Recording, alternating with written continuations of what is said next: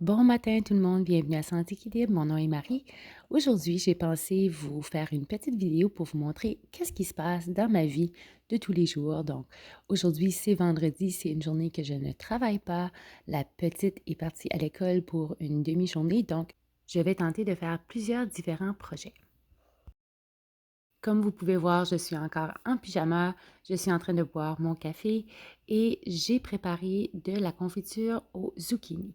Donc, je ne vais pas placer la recette pour l'instant parce que c'est une nouvelle recette. Je ne sais même pas si elle est bonne, mais puisque j'ai plusieurs zucchini, cette année, j'ai dû avoir au moins 20 gros zucchini par plant et j'avais 9 plants. Donc, je dois trouver des nouvelles façons de préserver les zucchinis. Donc, cette recette est une recette de confiture de pain aux zucchini. Ça semble délicieux, mais comme je vous dis, si celle-ci fonctionne bien, je pourrai la faire en vidéo individuellement un peu plus tard dans l'année. J'ai également placé 30 livres de tomates au fourneau. Donc, mes tomates étaient congelées. Je dois trouver d'autres recettes également et j'ai décidé de faire de la soupe aux tomates. J'ai pensé que ça pouvait être une bonne alternative puisque plusieurs de mes recettes demandent de la soupe aux tomates et je n'aime pas devoir aller l'acheter au magasin. Le samedi, je vais faire des carottes marinées qui demandent pour de la soupe aux tomates. Donc, j'aurai ma soupe aux tomates maison. En attendant les 2 projets qui prennent un peu plus longtemps, je vais faire des petits projets qui se font rapidement. Le premier, c'est les graines de tournesol. Donc, j'ai récolté les graines de tournesol de mes tournesols à l'extérieur et je suis en train de les placer dans l'eau. Et j'ajoute du sel. Donc, la quantité de sel dépend de vous. Donc, vous pouvez voir que j'y goûte pour que ça soit salé. Je vais les laisser dans ce mélange pour plusieurs heures. Et lorsque j'aurai terminé avec mon fourneau, je pourrai retirer le liquide, placer mes graines de tournesol à l'intérieur de mon fourneau pour les faire sécher. Et voilà, vous avez des graines de tournesol maison. Ma confiture est prête à placer en pot. Donc, j'aime beaucoup faire des petits projets, surtout à l'eau bouillante, parce que ça ne prend pas très, très longtemps et vous pouvez accomplir plusieurs différents projets dans une journée comparativement à l'autoclave où souvent ça va prendre des fois 60 minutes, 70 minutes, 90 minutes, etc. Donc ici, vous pouvez voir que j'utilise mon autoclave, mais simplement parce que j'ai plusieurs pots et c'est le seul contenant que je peux utiliser qui va rentrer le nombre de pots que j'ai besoin en faisant seulement une ébullition.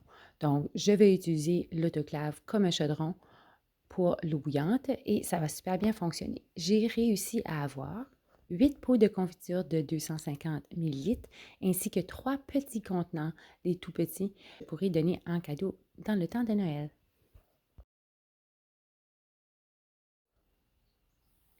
Le jardin arrive maintenant à ses fins, mais j'ai encore plusieurs produits à l'intérieur du jardin. Donc, je vais ramasser quelques fraises, quelques tomates qui ont rougi ou devraient pouvoir rougir sur le comptoir, ainsi que le maïs. Donc, le maïs n'a pas très bien fonctionné cette année, mais j'ai quand même réussi à avoir quelques sacs au congélateur. Je n'aurai probablement pas suffisamment de maïs pour faire des conserves. Je pourrais en acheter d'un fermier local.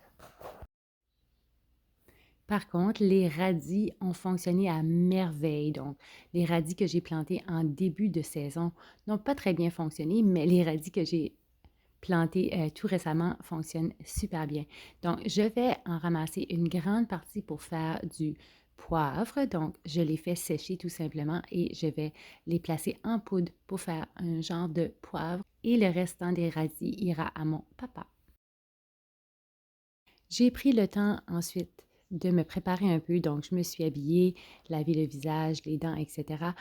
Je suis partie au magasin pour aller me chercher beaucoup de stérilisation, donc des conserves, puisqu'il m'en manquait un peu. Donc, c'est un super temps de l'année en ce moment parce que les prix des conserves ont diminué un peu et je peux en acheter en plus grande quantité. Donc, mes tomates sont au fourneau depuis plusieurs heures et sont maintenant prêtes à passer au robot.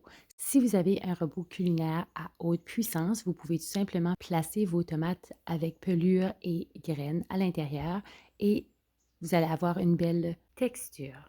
Toutefois, nous avons beaucoup de difficultés avec la digestion dans notre famille, donc on juge que enlever les graines et la pelure est préférable pour nous, pour notre digestion, mais faites-les comme bon vous semble. Ensuite, je vais faire cuire 4 oignons. Lorsqu'ils sont translucides, je vais placer 4 gousses d'ail à l'intérieur. Je vais attendre quelques minutes et ensuite placer une tasse de vin blanc. Je vais faire cuire pour faire évaporer l'alcool et ensuite je vais placer 4 tasses de bouillon de bœuf. Je vais ajouter à mon mélange de tomates environ une tasse de sucre ainsi que une demi-tasse de feuilles de céleri. Donc, si vous n'avez pas de feuilles de céleri, aucun problème, vous pouvez utiliser du sel de céleri, mais soyez conscient que vous allez avoir automatiquement du sel à l'intérieur. Donc, ajustez la recette en conséquence. Vous allez prendre votre mélange, le placer avec vos tomates et ensuite placer un peu de sel si vous avez utilisé des feuilles de céleri. Vous allez faire mijoter ce mélange pendant environ une quinzaine de minutes. C'est la plus bonne soupe tomate que j'ai mangée. Je l'adore.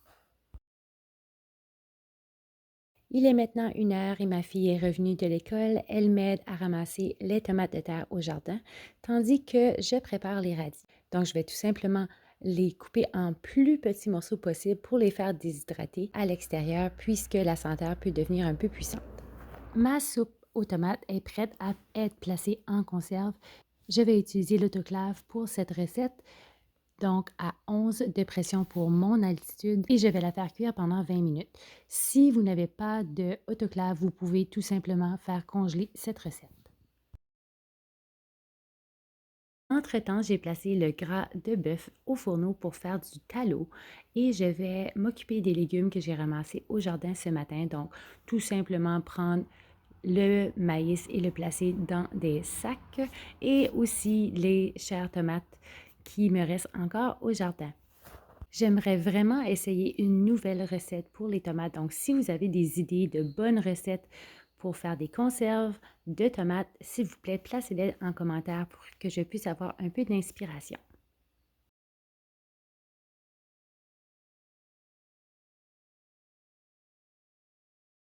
Ma sauce est finalement terminée. Nous sommes beaucoup plus tard dans l'après-midi. Je commence à être un peu fatiguée, mais ça va, on continue.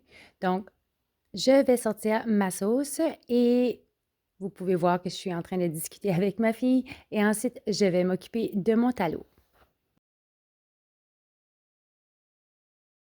Mon tallow est prêt, je peux savoir qu'il est prêt puisque je ne vois plus de bulles, qui veut dire que je n'ai plus d'eau à l'intérieur de mon gras. Ceci est très important pour pouvoir le préserver sur l'étagère. Donc, vous ne devez pas avoir aucune bulle dans votre mélange. Je vais tout simplement le placer en conserve, placer mon couvert et ceci pourra être gardé à la cave pour plus de 6 mois. Si vous voulez le garder encore plus longtemps, vous pouvez le placer au réfrigérateur. Je finis ma journée en allant chercher les radis qui sont maintenant déshydratés. Je les place tout simplement dans ce petit instrument et j'en fais une poudre.